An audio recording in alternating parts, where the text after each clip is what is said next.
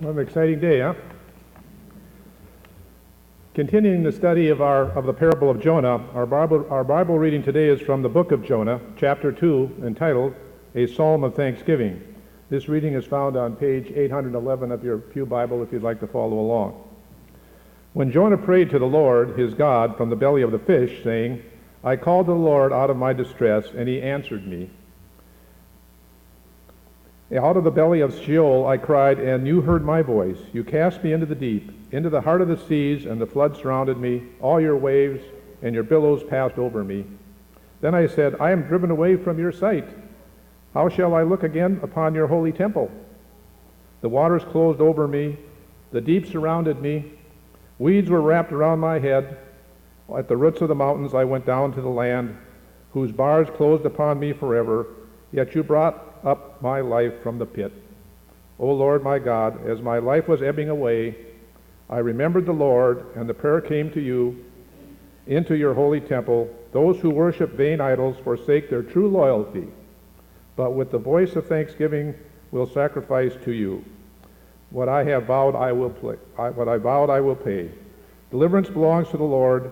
When the Lord spoke to the fish, and it spewed Jonah out upon the dry land. This is the word inspired by God.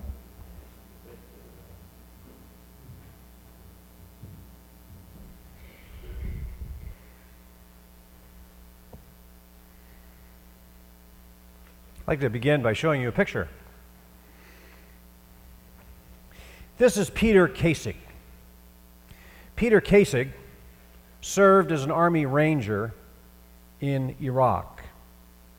And after being honorably discharged, he came home to Indianapolis, where he was born, and he began attending Butler University. And then came Arab Spring and all the crises that were going on over there. And then following right on the heels of Arab Spring came the Syrian crisis. And Peter Kasich decided to take the semester off and go to Beirut, Lebanon, and help with the growing refugee crisis that was happening. He was a trained EMT, and he went to do that work, but also to help in every other way, bringing aid that he could.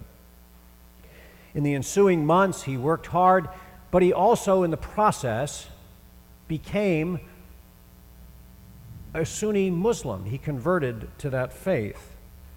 He wrote this letter to his parents and to the people at Butler University. Yesterday I went to the camps outside of Beirut, where 18,000 refugees are crammed into 1 square kilometer of housing in the most deplorable of conditions. There people die every day. There is a shortage of basic medical supplies, food, furniture. There's a shortage of everything except suffering. I don't want to waste your time by trying to explain what is in my heart and in my mind. Many of you have known me for many years. Others have only known me for a short while. Either way, I've tried to live my life in a way that displays what it is that I believe. But the truth is, much of my life I have only been searching for my calling. I have not yet found it. Here in this land, I have found my calling. I have lived a selfish life. I have run until I could not run anymore. I do not know much. Every day that I am here, I have more questions and less answers. But what I do know is that I have a chance to do something here, to take a stand, to make a difference. Yesterday, my life was laid out on a table in front of me, with only hours left before my scheduled flight back to the United States. I watched people dying right in front of me. I had seen it before, and I had walked away before. I don't expect everyone to understand this. I am staying in the region indefinitely. I am formally requesting that I be withdrawn from my courses for the remainder of the semester. I've had the conversation with my parents, and it was the easiest one we ever had. They knew simply from the sound of my voice. I have never been freer, more alive, happier, or better received than in this place. After that, and completely unforeseen, of course, the terrorist group ISIS began sweeping through Syria and Iraq. And Peter Kasich, now called by the name of Abdul Rahman Kasich, was taken hostage by ISIS, and he still is to this day. His parents have been on the airwaves many, many times, talking about him, pleading for his well-being, and of course, the longer he is retained, the scarier it gets. As we're aware, the media has been simultaneously driving some storms. Not the responsible media, but the media that tries to just get people stirred up. And they've been driving some storms as of late to the point of hysteria. Not to say that the threats they're talking about are not serious, because they are. Whether it's ISIS or Ebola, these are serious challenges and crises in our world today. But we hear more of the hysteria, and we hear less of the stories of people like Peter Kasich or Casey Hickox, who is that nurse who returned to Maine and had that battle about whether she'd be quarantined because she was working with people with Ebola. And the problem is that these people, by virtue of this hysteria, have been driven into the limelight when that was never their intention. Their intention was to be responders to the human need as their hearts and their spirits were calling them out in the ways that they believed they needed to serve. They were not limelight grabbers. And we remember only so well that Jesus Christ didn't go to the cross to grab the limelight. He went to respond to the human need, to the human brokenness. He went to the cross to bring the grace and salvation of our Creator to everyone who needed it. As I think about those real life situations, I think about Jonah. And today's passage, we're doing a series on Jonah. Last week, this week, we'll skip a week, and then 2 more weeks after that, we'll finish with Jonah. And as I think about Jonah, Jonah gets a bad rap, and some of us will say rightfully so, except if you think about it a little more, and you think about the situation that Jonah faced, part of me, at least part of me says, I can't totally blame Jonah for his response to God. And I can say that because I understand the history of the context in which Jonah lived. You see, in those days, the mightiest empire of the world, in that part of the world anyway, was Assyria. Now, the word Assyria doesn't pop up in the book of Jonah, but the word Nineveh does. And Nineveh was the capital of Assyria. In short, Nineveh was the belly of the beast. Assyria to this day, according to scholars and historians, it still stands as one of the most brutal empires that ever existed on the face of the earth. I've read through some of the historical documents that describe what Assyria did. ISIS must be taking lessons from these people. It was that brutal, seriously brutal. So think of that for a minute. That's the context. Jonah is an Israelite. He knows what's going on in the world. And he gets a call from God. It says, Jonah, go to Nineveh. Can you imagine Jonah's response? I can imagine my response. Are you nuts? This was the belly of the beast. This was the most terrible place for a non-Assyrian to ever go. Can you blame the guy for jumping a ship and heading to Spain? That's what Tarshish was, Spain. And that's where Jonah was going to go. as fast and as far as he possibly could.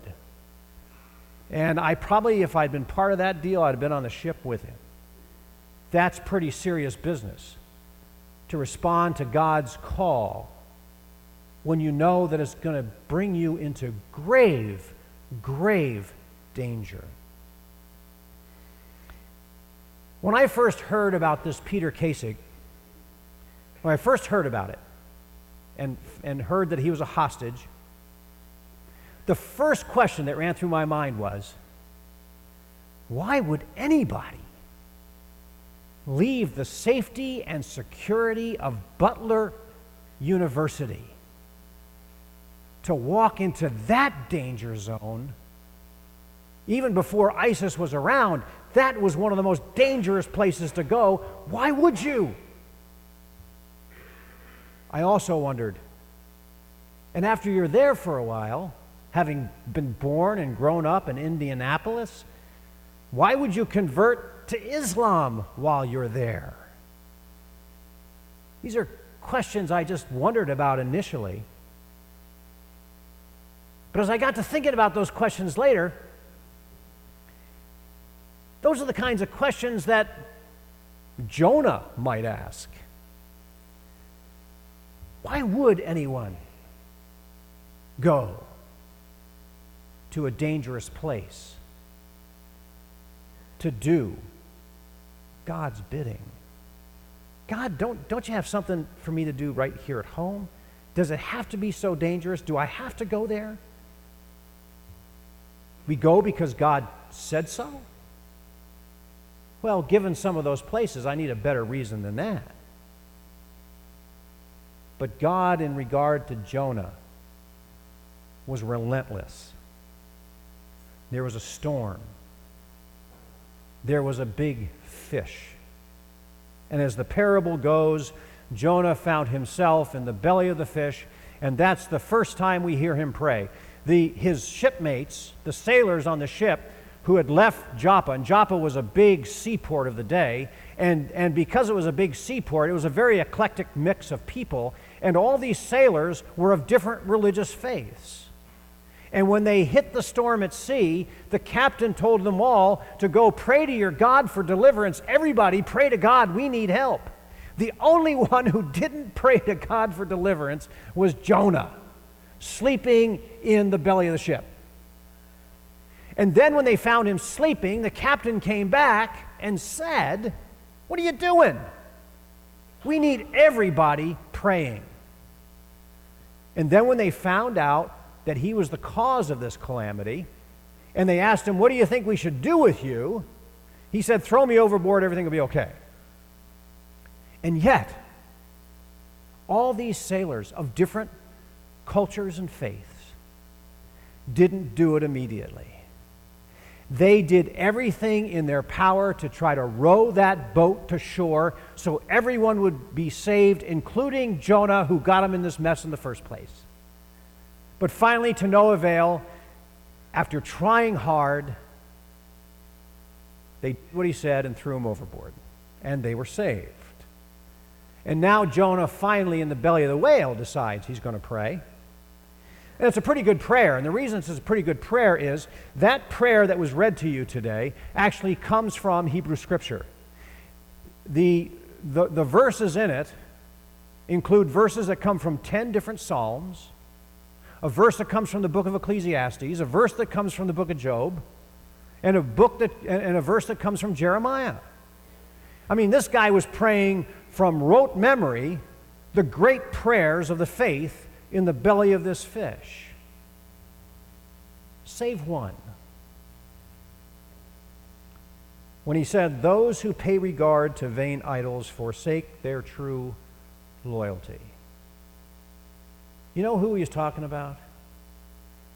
He was talking about the sailors on the ship that just tried to save him. And now, in his pietistic way, after sharing heartfelt, important prayers from Hebrew Scriptures, basically what he does is he condemns the faiths of the sailors who, out of the goodness of their heart, really did try to save him. He had taken his piety to a judgmental step that no expression of faith should ever take us. Then after being spit up on the shore, he still wasn't happy.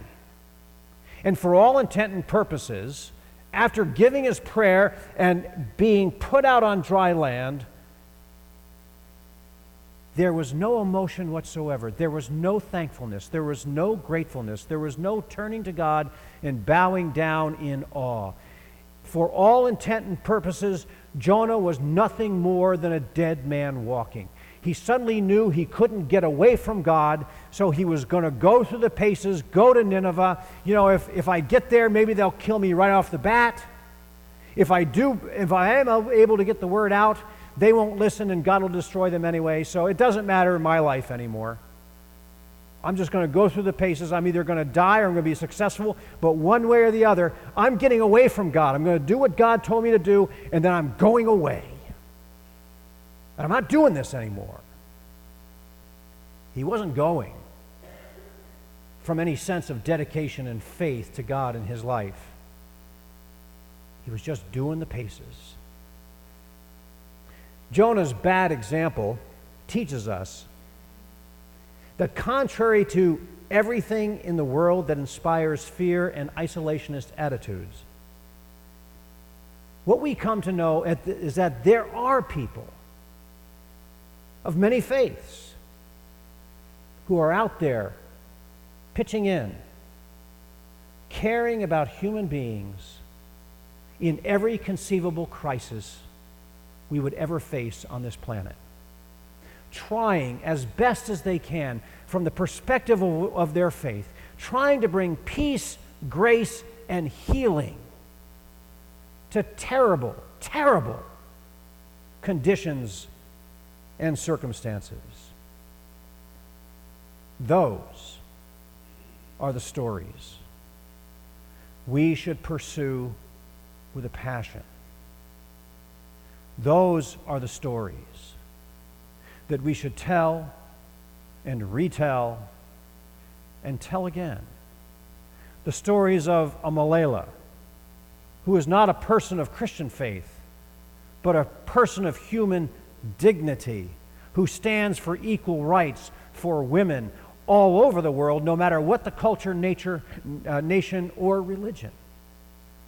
And it's much more inspiring to hear Malala say that she's going to give up her Nobel Prize money for humanitarian purposes than to hear preachers, and I, by the way, have heard them, to hear preachers on the airwaves tell us that Ebola is the scourge and the judgment of God. I would rather hear Malala's word from the heart of her Islamic faith than to hear what some are saying in the context of Christianity. It's inspiring to hear people do that, to share what comes from the very heart of God. But it's more than inspiring. It's actually truth that proclaims to us that this is how God really works in our lives. And if we share the peace, the goodness, the grace, and the mercy that God shows us to the whole world, unlike Jonah, we can live with the understanding that we are doing God's bidding. Amen.